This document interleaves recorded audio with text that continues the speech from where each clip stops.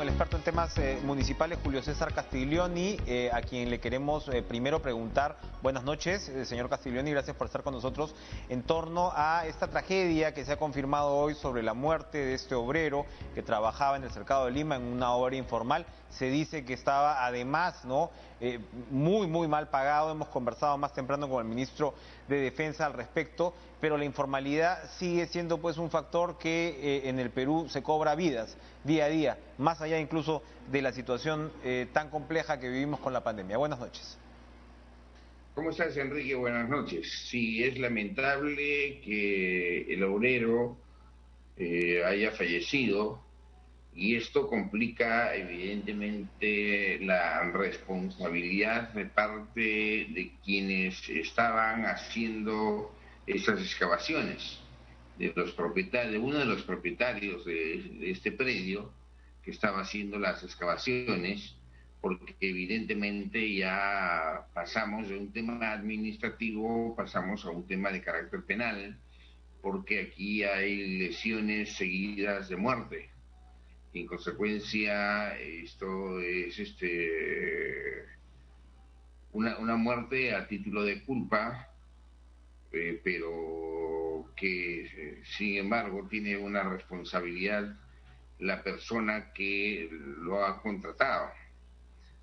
Y en cuanto a la responsabilidad de carácter administrativo, tiene la responsabilidad de la Municipalidad Metropolitana de Lima, porque hay un área que se denomina un área de fiscalización.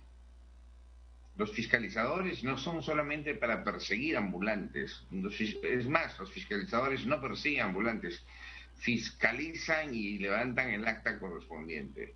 Fíjese usted, han estado construyendo. Para construir han tenido que primero sacar la tierra. Entonces, si hay movimiento de tierras, esta era trasladada a la calle y de ahí llevada en carretillas, en triciclos o en carro a algún lugar. Y para construir se necesitan los materiales necesarios, desde el hormigón, el cemento, la arena.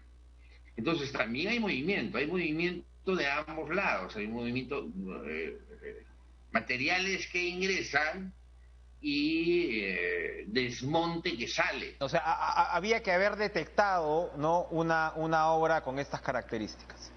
Pero evidentemente que sí, y además no es un lugar, no es el Cerro San Cosme, es una esquina muy concurrida, está en la avenida Abancay.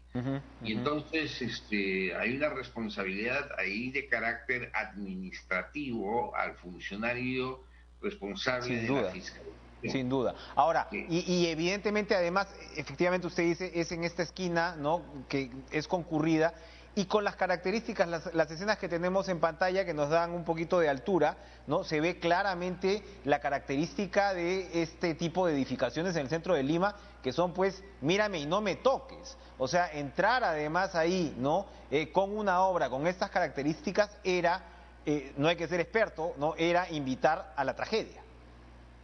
Claro. Entonces ya hay la conciencia de que algo podía suceder. ¿Era un hecho previsible? Sí, era un hecho previsible porque el Ministerio de Cultura jamás les iba a dar la autorización, porque esto es patrimonio histórico, esta casa que se ha derrumbado es patrimonio histórico, y en consecuencia jamás le iba a dar la autorización para que se hagan esas excavaciones. Entonces, esta responsabilidad también administrativa que se traslada al gerente de fiscalización le puede, como cómplice, dependiendo del nivel de participación, le puede llegar al propio alcalde de la municipalidad.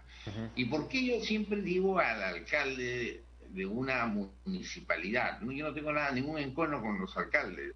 Yo soy un defensor de las municipalidades como estructura, como organización. Yo tuve el honor de participar en la redacción de la actual ley orgánica de municipalidades, Y en el artículo 6 se puso que el alcalde es la máxima autoridad administrativa y ejecutiva. ¿Para qué se le puso? Porque en la anterior ley decía que era el personero. Ujú. Entonces, cuando iban a un juicio o a una fiscalía, el fiscal lo sacaba porque es el personero, es el responsable, Claro. es el gerente municipal. Para evitar eso se puso que el alcalde es la máxima autoridad administrativa y ejecutiva, es decir, para que no esté escapándose de Claro, alguna claro. responsabilidad. Muy bien. Se tendrán que ir aclarando las responsabilidades. Otro alcalde que seguramente se tendrá que aclarar en algún momento sus responsabilidades es el de Moche. Queríamos preguntarle sobre este señor porque él promociona los medicamentos que le salen por el forro, en realidad, para combatir la pandemia. Se revela, ¿no?, ante las medidas que buscan precisamente frenar la pandemia emitidas desde el Ejecutivo. ¿Qué se hace con un señor como este que al parecer piensa que vive no en una localidad específica, sino en un feudo? Denunciarlo penalmente, el Ministerio Público ya tiene que haber, pues esto ya hace varios días atrás, tiene que haber hecho las diligencias preliminares y haber pasado la etapa intermedia para que de una vez se recoja todas las pruebas correspondientes y se le denuncie por varios delitos. El delito de abuso de autoridad en la modalidad de omisión, dejar de hacer de lo que está obligado a hacer, violencia y resistencia a la autoridad, está lo que se conocía como el desacato, está poniéndose en contra de las disposiciones del gobierno y al mismo tiempo un delito contra la salud. Este delito contra la salud pública se introdujo en el Código Penal a raíz de la propagación del SIDA, que personas con SIDA, sabiendo que tenían SIDA, Ujú, contagiaban a otras personas. ujú. Entonces, aquel alcalde, sabiendo que, que sus vecinos se pueden contagiar, se está resistiendo a acatar las disposiciones del gobierno nacional, por lo cual debe ser denunciado Perfecto. inmediatamente y, si es posible, suspendido en el cargo. Nos queda un minutito, literalmente, Julio César. Otro último tema que preocupa en todo este ámbito municipal es hoy lo que hemos visto lamentablemente con la suspensión de las rutas alimentadoras del Metropolitano. Ya había pasado la responsabilidad del transporte esta semana, ¿no?, prácticamente a la ATU. Y es doblemente trágico, pues, porque en medio de la pandemia los usuarios se quedan sin este servicio fundamental y lo que vemos ahora de nuevo es la proliferación de colectivos donde no se cumple ninguna regla. Sí, ese es un problema. La ATU, cuando no empezó mal, empezó bien, liberó los candados que habían entre el transporte de Lima al Callao y del Callao a Lima. O sea, los taxis de Ujú. Lima podían ir al Callao y los del Callao podían venir a Lima libremente.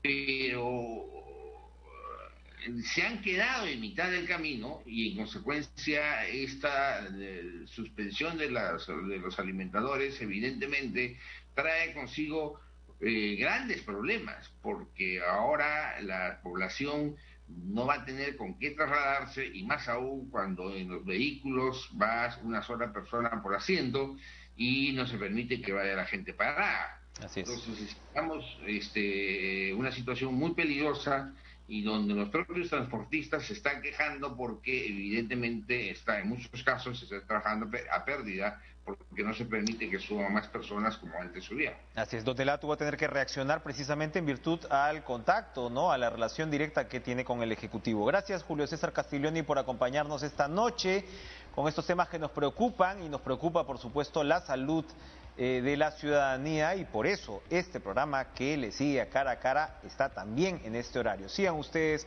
con Cuerpo Médico.